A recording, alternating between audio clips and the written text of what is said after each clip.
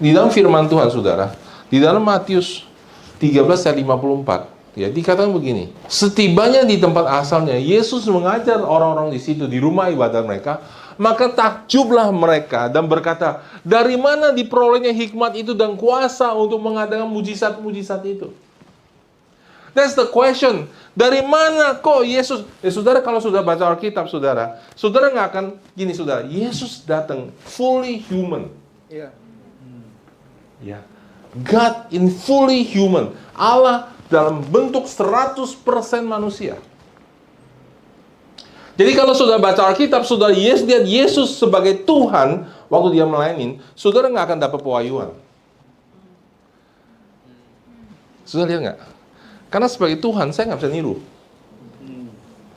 Itu sebabnya dia harus jadi sama kayak kita supaya kita bisa tiru. Jadi saudara harus tahu Yesus sama seperti kita. Dia bisa dicobai, dia bisa kalau mau berjatuh dalam dosa, kan dia punya daging, ya.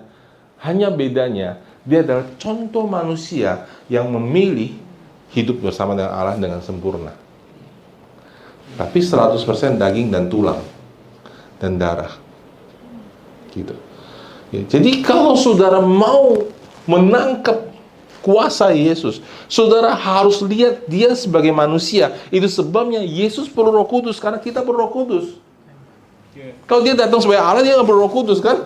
Dan dia harus dengan suara, engkau adalah anakku. Loh, kenapa dia harus diperanakan lagi? Karena dia datang as a human form. Harus dikembalikan keanakannya dia. Karena dia datang sebagai manusia, supaya kita bisa niru dia. Jadi waktu mereka lihat ini, kenapa muncul pertanyaan? Karena mereka melihat Yesus itu sebagai human. Manusia. Loh, ini kan Yesus ini kan tukang kayu, lahir di tengah-tengah kita loh. Ibunya ada, adik-adiknya ada semua. Makan nasi bareng. Kemarin masih main layangan bareng. Kok dia bisa? Kok bisa? Ya, dari kecil kita besar bersama. Kok bisa? Dari mana? Kok dia berkata-kata punya hikmat dan punya kuasa? Dan kalau saudara baca Alkitab, saudara akan bingung. Kenapa saudara? Karena saudara melihat apa yang Yesus katakan. Ya biasa yang sehari-hari kita katakan. Coba saudara buka Alkitab. Bingung, biasa aja. Dan kalau nanti suatu saat saudara ya, jadi apa yang kita bagikan hari ini adalah bagaimana kita punya kuasa seperti Yesus. Rahasianya di mana, saudara? Karena nanti, saudara, kalau kita ajarin bagaimana cara melepaskan, mengusir setan, bagaimana mendoakan orang sakit, nggak ada caranya. Coba baca Alkitab. Nggak ada tuh. Jurus 1, jurus 2, jurus 3. Nggak ada. Cuma bilang dalam namaku. Jadi kalau saya ajarin teknik, itu mah lebih cepat lagi, saudara. Kalau saya cuma ajarin bagaimana cara ngusir setan, bagaimana ngusir setan, satu pelajaran udah selesai. Karena nggak ada caranya. Sudah mau ngomong gimana? Yesus bilang, keluarlah engkau, dia langsung pergi. Sudah mau niru gimana? Mau saya kupas gimana ayatnya? Jadi saudara, rahasianya itu di dalam hati. Everything di dalam kekristenan, rahasianya is in the heart. Bukan di penampilan. Makanya saudara susah. Kenapa ya Tuhan lawan orang ini, kok nggak lawan orang ini? Dua orang duduk di gereja, dengar firman yang sama, ikut DDA yang sama, ikut kakak yang sama, hasilnya berbeda. Sekolahnya sama, yang muridnya sama, hasilnya berbeda. Kenapa? Yang orang nggak bisa lihat di sini. Jadi semua di dalam kekristenan dan ikut Tuhan itu bicara ini. Jagalah hatimu dengan penuh kewaspadaan, karena dari situ terpancar kehidupan. Sudah lihat dari luar nggak kelihatan. Bisa sama-sama rajin ke gereja, bahkan sama-sama melayani. Tapi kenapa ya kuasanya beda? Kenapa ketika satu orang berbicara, orang lain itu berbeda? Karena di sini, saudara. Jadi, saudara, kita buka lagi Matius 5, saudara. Dan sebelum Matius 5, itu Matius 4. Ya. Oke? Di Matius 4, itu Yesus menyembuhkan banyak orang sakit. Orang berbondong-bondong datang kepada dia karena melihat dia menyembuhkan orang sakit. Jadi Injil itu, saudara nggak perlu pasang Instagram untuk disebarkan. Asal orang sakit sembuh, orang datang. Sesimpel itu sebenarnya. Kita yang bikin rumit. Matius 5. Ketika Yesus melihat orang banyak, naik lagi ke atas bukit, setelah ia duduk, datanglah murid-muridnya kepadanya. Jadi Yesus ini menyembuhkan, posisinya dia menyembuhkan orang sakit. Orang banyak sembuh. Orang mengalami Tuhan. Jadi waktu dia jalan, saudara bisa bayangin, saudara bernubuat aja kena, orang bisa nempel sama saudara. Apalagi orang sakit sembuh, ya kan? Nempel, ikut, karena ngelihat kuasa. Kuasa itu penting, saudara. Ya, jangan bilang saya mau mengenal Tuhan, yang penting saya kenal Tuhan, nggak penting jawaban doanya. Salah, saudara. Saudara nggak bisa kenal Tuhan kalau nggak ngerti ngalami jawaban doanya, nggak ngalami kuasanya. Amin. Kuasanya itu menunjukkan Tuhan itu siapa. Amin. Jadi mengalami kuasa Tuhan itu penting dalam hidup kita. Jadi mereka ikut Yesus nih, saudara. Saya ulang, saudara, saya sharing. Karena mereka ikut Yesus karena mau tahu, ini orang kuasanya dari mana? Hikmahnya dari mana? Kok bisa begini manusia ini? Yesus naik ke bukit, dia duduk. Murid-muridnya datang sama dia. Nah, saudara, di dalam kerajaan Allah, murid itu sangat penting. Murid adalah orang yang paling dekat sama kita, yang paling absorb apa yang kita bagikan dan bisa melepaskan kepada the next generation. Itu sesimpel itu murid. Orang bisa absorb. Jadi ketika dia melihat bahwa murid-muridnya datang, lalu Yesus mulai ngomong. Jadi sebenarnya Yesus ngomong sama orang umum untuk ngajarin muridnya. Sebenarnya tujuan utama Yesus adalah muridnya. Kenapa? Karena orang banyak akan pergi, murid stay. Orang banyak hari Minggu dengar firman, pulang makan. Dan itu banyak di gereja seperti itu, saudara. Sudah pernah lihat nggak? Kenapa di gereja setiap minggu khotbahnya bagus sekali, hamba Tuhan diurapi, tapi tidak perubahan? Karena yang dengar bukan murid. Mereka datang ibadah sebagai tradisi. Saya harus ibadah. Tapi mereka nggak ambil firman itu untuk dimasukkan ke dalam hati, untuk dipakai dalam hidupnya. Jadi hasilnya beda. Hasilnya beda. Jadi Yesus itu setelah itu murid datang, dia mulai ngomong sama murid-muridnya, saudara. Ayat berikutnya, ya, ayat kedua. Lalu Yesus mulai berbicara dan mengajar mereka, katanya, berbahagialah orang miskin di hadapan Allah, karena mereka lah yang punya kerajaan surga. Kita udah bilang, saudara, ya, di dalam bahasanya, blessed are those who are poor. Blessed are those who are poor in the spirit, for theirs is the kingdom of God. Milik mereka lah kerajaan Allah. Dan kita pernah bahas waktu itu, saudara, ya, sudah boleh dengar lagi, bahwa miskin itu bukan bicara mengenai materi. Miskin itu di sini. Miskin itu orang yang sadar bahwa gua nggak punya apa-apa untuk bisa layak di hadapan Tuhan. Kalau itu miskinnya jasmani, banyak banget orang miskin nggak bahagia tuh, nggak masuk kerajaan Allah. Jadi ini nggak bicara materi, ini bicara hati. Ya, udah jelas. Blessed are those poor in spirit, for theirs is the kingdom of God. Jadi saudara, untuk saudara masuk kerajaan Allah, untuk saudara bertumbuh, kita semua tanpa kecuali itu harus mau merendahkan diri dan sadar bahwa memang kita sebenarnya nggak punya apa-apa. Amin. Ya, yang kedua, next, diberkatilah mereka, blessed are those who mourn, ya, yang berduka cita, ya, mereka yang meratap, ya. Berbahagia mereka yang meratap, bahasa Inggrisnya, karena mereka akan dihibur. Ini adalah orang-orang yang menyadari bahwa mereka itu adalah orang berdosa dan mereka perlu Allah. Ya, itu saya sudah share minggu lalu, sudah boleh dengar sebelumnya. Ya, sekarang yang kelima, saudara, blessed are the meek, for they shall inherit the earth. Ya, diberkatilah orang yang lemah lembut. Sebab merekalah yang akan memiliki bumi. What is he talking about? Tuhan bicara apa, saudara? Dengar, saudara. is about power. Right? Ini rahasianya.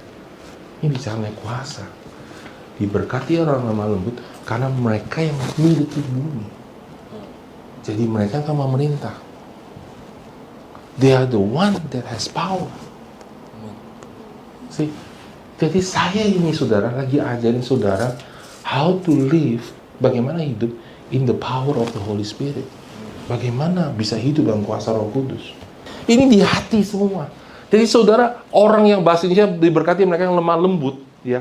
Dan celakanya saudara, budaya kita Indonesia itu terkenal orang sopan. Dan kita itu ditipu oleh budaya bahwa, wih, Billy sama Monik sopan loh. Datang, hey Pastor, apa kabar? Ya. Banyak orang Indonesia begitu. Halo, apa kabar Bapak? Udah makan siang belum? Ayo saya ajak. Dan kita langsung ambil kesimpulan orang itu baik. Terus kita ambil kesimpulan orang yang teriak manggil-manggil, "Hei, kamu kesini sini." Kamu tuh, kita ambil kesimpulan orang ini keras dan kasar. Is that what God means? Apakah itu maksud Tuhan lemah lembut? Karena semua yang Tuhan ngomong ini itu bicara in the spirit, bukan penampilan. Bukan. Oke. Jadi orang yang datang, ya, selamat pagi Pak, apa kabar Pak, ya, silakan duduk, ya, Bapak perlu minum apa, ya kan? Apakah itu lembut? Belum tentu. Menurut standar Tuhan bukan begitu. Halo, nangkap saudara? Ya. Jadi belajar, jangan judge orang dari penampilannya. Terus yang kasar, yang kayak ngomong tuh, keras gitu, teriak-teriak. Belum tentu keras juga. Bukan itu standarnya. Bukan dari nadanya, bukan dari gayanya, nggak bisa dari situ. Yang dimaksud lemah lembut di sini adalah orang yang remuk hatinya. Broken heart. Orang hatinya remuk. Jadi, orang yang lembut itu bisa kasar. Bisa. Tapi ketika, nih ya kuncinya nih saudara. Ketika Tuhan datang sama dia bilang, "Tur, jangan gitu." Dia langsung balik. Respon dia sama Tuhan tuh cepet. Jadi kita nggak tahu orang itu lembut atau enggak sampai di perhadapan dengan Tuhan. Ada orang yang lembut tapi susah minta ampun. Nurut sama Tuhan. Ada juga, tapi itu nggak menentukan ya. Ada juga yang, pokoknya gua nggak bisa, gua lawan. Tapi begitu firman Tuhan datang, dia langsung, oke Tuhan, saya nyerah. Broken heart. Kalau saudara, dan orang itu, jadi everything, nih saya kasih tahu saudara, everything, semua ini yang berbicara dengan hati kita, itu berhubungan dengan wisdom and power. Because from your heart, dari hatimu mengalir kehidupan. Jadi semua yang kita lakukan itu ada hubungan dengan hikmat dan kuasa dari Tuhan. Karena sudah terkoneksi sama Tuhan. Di dunia ini, musuh itu berusaha membuat semua yang kita percaya itu jadi sebuah agama. Nangkep? Ya, sabar bro. Kamu mesti sabar, kasih itu sabar. Ya. Tapi nggak ada kuasanya. Kami tampar pipi kanan, pipi kiri, kasih pipi kanan. Bok gitu. Pulang sendiri. Tapi nggak ada powernya. Nangkep nggak saudara? Jadi dunia ini selalu berusaha menurunkan berita Injil menjadi berita sosial. Jadi berita perbuatan baik. Tapi nggak ada hadirat Tuhan. Nggak ada kuasa Tuhan di situ. Ngerti nggak saudara? Kenapa saudara? Karena kita nggak mengerti bahwa ketika kita lakukan ini, kita lakukan untuk Tuhan itu beda. Halo, ada amin saudara? Itu sebabnya saudara, untuk bisa mengerti ini, saudara harus mengerti anugerah dulu. Saudara harus sudah diselamatkan dulu. Saudara harus sudah diampuni dan diterima dulu. Karena kalau sudah nggak diampuni dan diterima, saudara lakukan ini untuk diampuni dan diterima. Jadi kembali jadi agama. tricky banget ya. Tricky banget. Makanya harus tahu dulu posisi saudara sebagai anak. Jadi waktu kita benar-benar jatuh cinta sama Tuhan, we put God first. Nilai pertama gereja kita adalah ketuhanan Yesus Kristus. God is everything. All I have, all I want to be, center of my life. Kalau Tuhan semuanya itu adalah di segala sesuatu, ada di pusat hidup saya, oke? Baru saya bisa dimasukkan ke proses ini. Saya baru bisa broken heart. Misalnya, ya, saya merasa dilakukan tidak adil sama Arthur. Wah, saya latihan musik terus, nggak dinaikin. Katanya suara saya nggak bagus. Ya, saya diketawain, dia pemimpin. Saya merasa tidak adil. See? Dan kemudian saya merasa nggak nyaman. Ya, dia tidak menghargai saya. Itu biasa tuh muncul di hidup kita. Oke? Pernah ngalamin? And then kemudian saudara, saya tetap mau datang latihan musik, tetap saja mau submit sama dia. Karena apa? Karena Tuhan yang suruh. Itu ketuhanan. Ya. Ngerti saudara? Ya. Saya sampai sudah melakukan itu bukan lagi karena dia, tapi karena Tuhan. Selama sudah lakukan itu, oh saya takut nanti kalau saya nggak latihan nanti Arthur marah. Itu belum. Betul. Belum broken. Tuh saya nangis. Tapi nangis sendiri-sendiri. Iya, betul. See? Itu egoisnya nggak ketarik keluar. Nangkep nggak saudara? Iya. Nggak ketarik keluar. Jadi di RE itu sebagian nangis karena nangis untuk diri sendiri, sebagian nangis karena ngalami Tuhan. Betul. Nggak semua nangis itu ngalami Tuhan. Maka ada yang nangis nggak berubah. Ada yang nggak nangis juga berubah karena hatinya belum dikasih ke Tuhan. Iya, betul. Saudara nggak bisa lihat dari air mata. Jadi ini benar-benar yang tahu tuh ya Tuhan dan kita kalau hati kita mau terbuka. Pemimpin nggak tahu. Pemimpin akan tahu dari jangka lama dari buahnya. Oke. Jadi waktu saya mau misalnya nih saya anggota tim musik, lalu Arthur adalah pemimpin tim musik. Selama saya mau tunduk sama dia karena takut. Nanti kalau dia marah, saya nggak dapat kesempatan loh untuk naik. Nah itu sudah tidak murni kan? Itu yang kita bicara kemudian. Oke. Kemudian karena itu saya tidak mengalami brokenness, tidak mengalami peremukan hati. Saya pulang ke rumah, nangis, tapi nggak ada kuasa yang keluar. Tapi waktu saya lakukan karena itu benar, karena itu Tuhan yang suruh. Karena saya lebih cinta Tuhan daripada dia, maka saya mau tunduk sama dia. Waktu itu hati kita tuh ngalami peremukan. Dijamin saudara pasti nangis. Itu yang disebut yang lembut hatinya. Hatinya tuh kenapa saudara? Saudara tahu nggak apa yang saudara nangis? Kenapa saudara nangis? Karena waktu saudara nangis, semua rasa sakit itu diambil. Itu sebenarnya diambil itu egoisnya kita. Benar saudara? Ya. Kita punya harga diri, kita punya kok kamu nggak mandang saya. Itu semua itu diangkat. Sakitnya minta ampun. Dia jadi, nggak ada yang hargain saya, tapi saya tetap melayani. Nggak ada yang bilang, nggak ada yang muji saya tetap aja lakukan. Nggak ada yang rayain ulang tahun saya tetap aja melakukan. Lain kali kalau itu terjadi, bilang gini, welcome. Because, dengar. Kenapa saudara? Saya kasih tahu saudara, karena itu secret recipe-nya. Itu rasa rahasianya. Why some people are powerful, some people setengah power, some people no power. That's a secret. See, because when your heart are broken, diremukin gitu, ya. Saya tuh sebenarnya bawa tanah liat gitu ya, dihancurin, ditumbuk sama Tuhan.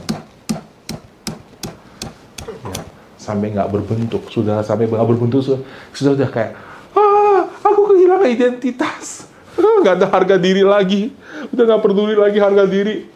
Udah semua orang ngejek saya tetap aja mau melayani, mau jadi kesetnya orang. Ya. Tapi lakukan untuk Tuhan ya. Karena Tuhan. Harus karena Tuhan. Yeah. You cannot do it. Saudara nggak bisa bikin, saya mau jadi keset bagi semua orang. Nggak bisa, saudara. Harus Tuhan yang mimpin. Bawa ke posisi itu. Tiba-tiba semua orang isolate, saya nggak peduli saya. Harus Tuhan yang mimpin. Roh Tuhan harus mimpin. Nah, ketika hati kita seperti itu, saudara, you know what, saudara? Saudara tahu apa yang terjadi, saudara? Kuasa Tuhan itu mudah turun. Iya, iya. Sudah kayak spong, nyerot.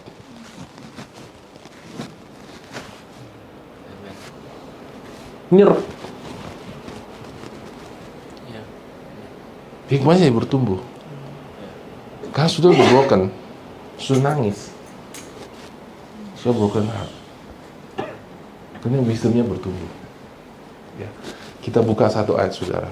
Mazmur 73. Mazmur 73 ini bagus sekali. Ini pertanyaan banyak orang. Ya. Sesungguhnya Allah itu baik bagi mereka yang tulus hatinya, dan baik bagi mereka yang bersih hatinya. Amin kan? Amin. Amin. Ya, semua orang bilang amin. Terus ayat kedua. Tetapi aku, sedikit lagi kakiku terpeleset, nyaris aku tergelincir. Artinya nyaris aku bikin yang salah. Nyaris bikin keputusan yang salah. Terus ayat ketiga, sebab aku cemburu kepada pembual-pembual. Kalau aku melihat kemujuran orang-orang fasik, orang jahat mujur. Sudah ngerti nggak? Ya. Ayat keempat, sebab kesakitan tidak ada pada mereka, sehat dan gemuk tubuh mereka. Mereka tidak mengalami kesusahan manusia, mereka tidak kena tulah seperti orang lain. Sebab itu mereka berkalungkan kecongkakan, berpakaian kekerasan. Karena kegemukan kesalahan mereka menyolok, hati mereka meluap-luap dengan sangkaan. Ayat 8. Mereka menyindir dan mengatakan dengan jahatnya. Hal pemerasan dibicara mereka dengan tinggi hati. Ayat 9. Mereka membuka mulut melawan langit, lidah membual di bumi. Lidah mereka membual di bumi. Sebab orang itu berbalik kepada mereka, dan mereka seperti air yang melimpah-limpah. Ayat 11. Dan mereka berkata, bagaimana Allah tahu hal itu? Adakah pengetahuan yang maha tinggi? Karena hukumannya nggak ada. Ayat 12. Sesungguhnya itulah orang fasik. Mereka menambah harta benda dan senang selamanya. Sia-sia aku mempertahankan hati yang bersih dan membasuh tanganku tanda bersalin. Gini, sia-sia gua ke gereja, sia-sia gua beribadah sama Tuhan, sia-sia aku percaya. Sudah ngerti? Percuma. Saya jadi orang baik percuma, ikut Tuhan percuma. Pernah merasa begitu? Ya. Ini yang dia lakukan ayat 14. Namun sepanjang hari aku kena tulah, kena hukuman, setiap pagi itu saya 15. Seandainya aku mau berkata seperti itu, maka sungguh aku tak berkhianat kepada kata anak-anakmu. Jadi dia nggak mau, saudara, berbuat salah supaya generasi yang berikutnya tidak kena, gitu, saudara. Dia mau ngomong yang jelek tentang Tuhan. Ayat 16. Tetapi kenapa ya begitu? Itu sulit dia ngerti. Kenapa sih orang fasik itu baik-baik aja? Tetapi ketika aku bermaksud mengetahuinya, hal itu menjadi kesulitan buat mataku. Nggak ngerti itu saya tuh. Mana firman Tuhan, dia baik-baik aja kok. Dia bikin salah, dia baik-baik aja. Ya, ayat ke-18, 17. Sampai aku masuk ke dalam tempat kudus Allah. Wow. Dia ngotot doanya sampai dia masuk ke tempat kudusnya Tuhan. Sampai dia masuk ke dalam hadirat Tuhan dan memperhatikan kesalahan mereka. Ya. Ayat ke-18. Sesungguhnya pertama licin kau taruh mereka, kau jadikan mereka sehingga hancur. Ayat 19. Betapa binasa mereka dalam segala mata, habis oleh karena kedahsyatan. Ayat 20. Seperti mimpi pada waktu terbangun ya Tuhan, pada waktu terjaga, rupa mereka kau pandang hinang. Kapan mereka terjaga, saudara? Ini setelah mereka mati, saudara. Setelah mereka mati, rohnya terjaga, kaget dia. Jadi dia sekarang, Tuhan bukakan mata dia untuk melihat kekekalan. Dia mulai melihat nggak dari sementara, dia melihat sesuatu yang kekal. Ketika hatiku merasa pahit, ini kuncinya, saudara. Ini kuncinya, saudara. Ketika hatiku merasa pahit dan buah pinggangku menusuk-nusuk rasanya, aku dungu dan tidak mengerti. Aku nggak ngerti Tuhan, kenapa Tuhan lakukan itu. Tapi ini dia kuncinya. Seperti hewan, aku di dekatmu. Kayak pupi, deket-deket gitu. Lengket terus sama Tuhan. Ya kan? Ayat 23. Tetapi aku tetap di dekatmu, engkau kemudian memegang tangan kanan. Dan nasihat kau menuntun aku. Dan kemudian engkau mengangkat aku dalam kemuliaan. There are things of God, ada hal-hal dari Tuhan sudah nggak bisa lihat until you're broken. You just cannot see. Sampai kamu serahkan hak kamu sama Tuhan. Then you can see. Jadi bicara hati. Ya. Air mata saudara waktu doa sama Tuhan gak ada yang tahu. Gak gembala saudara, gak suami saudara, gak istri saudara, gak anak saudara, gak orang tua saudara. Only you and God. That is called brokenness. Mazmur 51 ayat 18 Indonesianya. Sebab engkau tidak berkenan kepada korban sembelihan. Sekiranya ku persembahkan korban bakaran, engkau tidak menyukainya. Wow, ini ayat luar biasa saudara. Ya.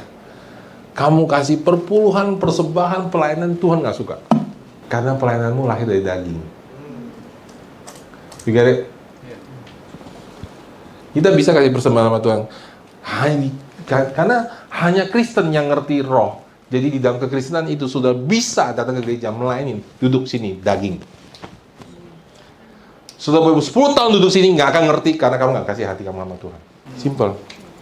Sudah boleh ngalami Tuhan, tapi sudah kompromi, setengah-setengah kasih, gak ngerti-ngerti saudara. Gak ngerti hikmahnya, gak ngerti kuasanya, gak ngalamin apa-apa. Because it's not about your physical. It's about your heart. It's always about your heart. Selalu mengenai hati kita, nggak pernah bicara fisik kita. Sebab kalau dia berkenan bahwa korban sembelihan, sekalipun aku, ini saya terjemahin bahasa kita sekarang ya, sekalipun aku ke gereja, sekalipun aku berdoa, sekalipun aku baca Alkitab, sekalipun aku kasih persembahan, perpuluhan, kasih semua korbannya, aku korban waktu, engkau nggak suka. Kenapa nggak ada powernya Tuhan? Doa saya. Kenapa hidup bisa saya capek nggak ada powernya? Saya udah kasih begitu banyak, Tuhan nggak suka. Ayat 19, korban sembelihan kepada Allah ialah jiwa yang hancur, hati yang patah dan remuk, tidak kau pandang gila, ya Allah. Sometimes it's simple. Wah, saya kasih persembahan, saya nyanyi, saya khotbah, saya kasih ini. Terus Tuhan bilang, kamu minta maaf sama Brian. Kamu kemarin kasar sama dia, minta maaf. Nah, saya nggak mau. Nggak bisa. Mungkin kita jaga harga diri kita.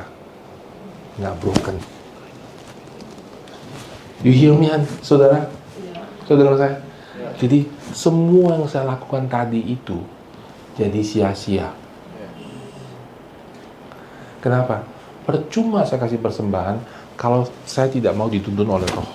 Sebaliknya, jika saya nggak punya persembahan apa-apa, tapi ke roh tunjuk, itu orang yang kamu datang.